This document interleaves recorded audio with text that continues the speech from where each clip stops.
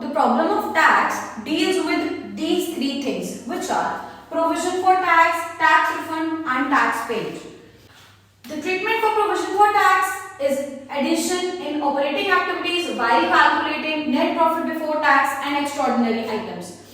And whereas the tax paid is deducted in operating activities while calculating cash flow from operating activities being an actual cash outflow is deducted.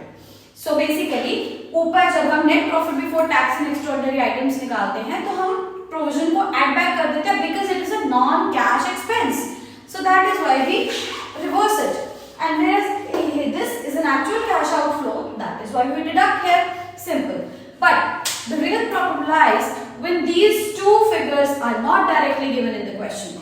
So you need to calculate them. For calculation, look into the question whether 2 or 3 informations are given in your question.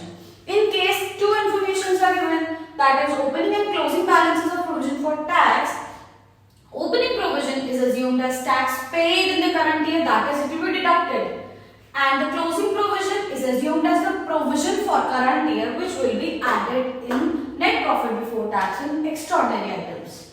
In case 3 informations are given, that is opening and closing balances plus tax paid or provision for tax actual for this year. In that case, to find out the other information, you have to make an account.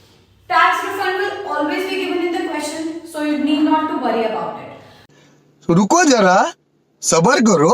Refund of tax in both the amounts will be deducted. One simple rule, दोनों amounts में से refund of tax हटा दो, ऊपर भी नीचे भी, and you'll get the correct answer.